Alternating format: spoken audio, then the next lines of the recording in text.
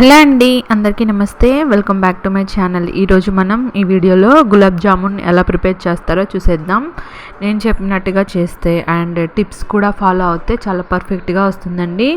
గులాబ్ జామున్ పైన క్రాక్స్ రాకుండా, అలాగే లోపల ఉండల్లాగా రాకుండా ఎలా చేయాలి అండ్ పాకం ఎలా పట్టాలి అనేది నేను పర్ఫెక్ట్ మెజర్మెంట్స్తో చెప్పానండి. సో ఎక్కడ స్కిప్ చేయకుండా వీడియో మొత్తం చూస్తే మీకు పర్ఫెక్ట్గా వస్తుంది చేయడం. ప్రాసెస్లోకి వెళ్ళిపోతే నేనైతే ఎంటీఆర్ వాళ్ళ ఇన్స్టంట్ గులాబ్ జామున్ మిక్స్ తీసుకున్నానండి. దాని వెయిట్ వచ్చేసి 175 గ్రామ్స్. దీన్ని నేను ఒక కప్తో మెజర్ చేసుకున్నాను. ఇక్కడ ఖచ్చితంగా ఒక కప్తో మెజర్ చేసుకొని ఉంచుకోండి. ఇక్కడ పిండి క్వాంటిటీని బట్టి నెక్స్ట్ మనం పాకంలోకి షుగర్ క్వాంటిటీని యాడ్ చేసుకుంటాం కాబట్టి ఏదో ఒక దాంతో అయితే మెజర్ చేసుకోవాలి. నెక్స్ట్ పిండిని ఉండలుగా ఉన్నాయా లేదా అని చెక్ చేసి ఎక్కడైనా ఉండల్లా ఉంటే కొంచెం పొడి పొడిగా చేసేయండి. దీంట్లో కొద్దిగా వాటర్ పోసుకుంటూ మనం మరీ గట్టిగా కాకుండా ఫ్రీగా మిక్స్ చేసుకోవాలి. అంటే నలిపేస్తూ మిక్స్ చేయకూడదు, ఎందుకంటే ఎయిర్ గ్యాప్స్ అనేవి ఫామ్ అవ్వవు. ఎయిర్ గ్యాప్స్ ఫామ్ అవ్వడం వల్ల ఏంటి అంటే చాలా ఈజీగా పాకాన్ని పీల్ చేసుకుంటుందండి, చాలా సాఫ్ట్గా వస్తాయి. సో బాగా హ్యాండ్తో నలిపేస్తున్నట్టు ఒత్తేస్తున్నట్టు చేయకండి. నేను వీడియోలో చూపిస్తున్న విధంగా ఫ్రీగా మిక్స్ చేసుకోండి. అలాగే దీన్ని మనం చాలా గట్టిగా కూడా కలుపుకోవద్దు, పట్టుకుంటే చేతికి అంటుకొని వచ్చేయాలి పిండి. అలాగా మిక్స్ చేసుకొని మనం పక్కన పెట్టుకోవాలి.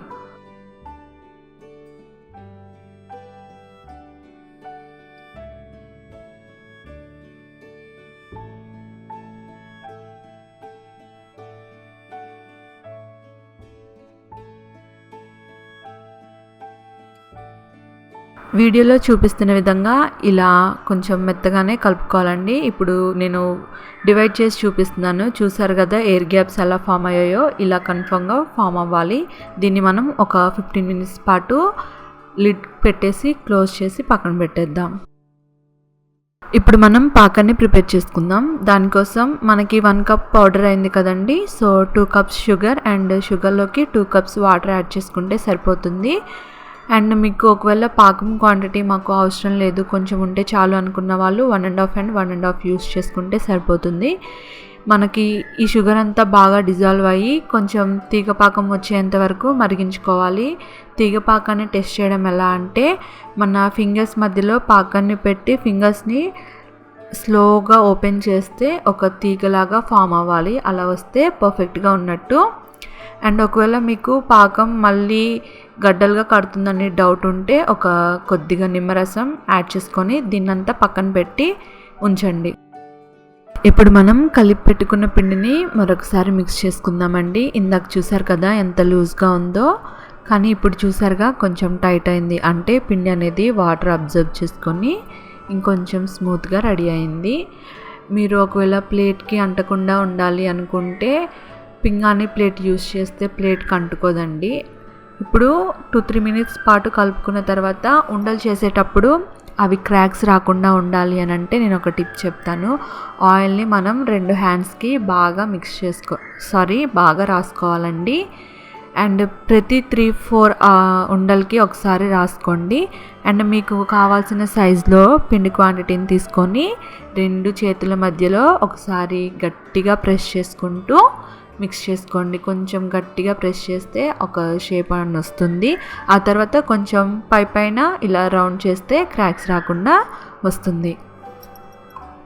నేనైతే చిన్నవి చేసుకోమని సజెస్ట్ చేస్తానండి, ఎందుకంటే పాకంని త్వరగా పీల్ చేసుకొని లోపల వరకు కూడా స్మూత్గా ఉంటుంది, ఎక్కడ లమ్స్ కూడా రావు. కడాయిలోకి డీప్ ఫ్రైకి సరిపడా ఆయిల్ తీసుకోండి. ఆయిల్ మీడియం హీట్లో ఉన్నప్పుడు మనం ప్రిపేర్ చేసుకున్న గులాబ్ జామున్ బాల్స్ దీంట్లో వేసుకొని లో టు మీడియం ఫ్లేమ్లో మాత్రమే గోల్డెన్ కలర్ వచ్చేంత వరకు ఫ్రై చేసుకోవాలి.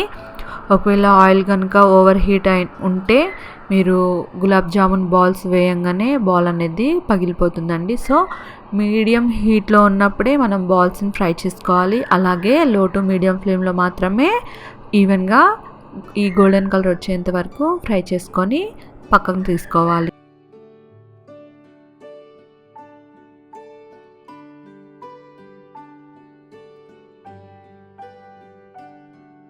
ఇలా వేడిగా ఉన్న బాల్స్ని గోరువెచ్చని పాకంలో వేసుకొని ఒకసారి మిక్స్ చేసుకుంటే సరిపోతుంది. ఇలా ప్రతి వాయిని ఫ్రై చేసుకోవడం అండ్ గోరువెచ్చని పాకంలో వేసుకోవడం లాంటివి మనం చేయాలి. మళ్ళీ మనం మీడియం హీట్లో ఉన్న ఆయిల్లో బాల్స్ వేసుకొని లో టు మీడియం ఫ్లేమ్లో బాల్స్ని ఫ్రై చేసుకోవాలి. పైన గంటెతో ఇలా మిక్స్ చేస్తూ ఉంటే ఈవెన్గా గోల్డెన్ కలర్ వస్తుందండి. మళ్ళీ సేమ్ ప్రాసెస్ని రిపీట్ చేయటమే. బాల్స్ని ఫ్రై చేసుకోవటం, వీటిని తీసుకెళ్ళి మనం పాకంలోకి వేసుకోవడం. వేడిగా ఉన్న బాల్సే పాకంలో వేసేయండి, బట్ పాకం అనేది కొంచెం హీట్లో ఉండేలాగా చూసుకోండి. ఇలా ప్రాసెస్ మొత్తం కంప్లీట్ చేసుకోవడమే. మనం ఎంచుకున్న బాల్ని సైజ్ పట్టి పాకం పీల్చుకునే టైం డిపెండ్ అయి ఉంటుందండి.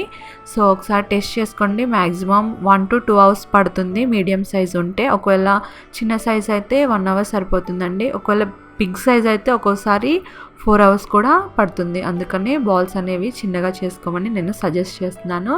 వీడియో నచ్చితే లైక్ చేయండి. అలాగే నా ఛానల్లో ఒకసారి వీడియోస్ చూడండి. నచ్చితే ఛానల్ని కూడా సబ్స్క్రైబ్ చేసుకోండి. Thanks for watching.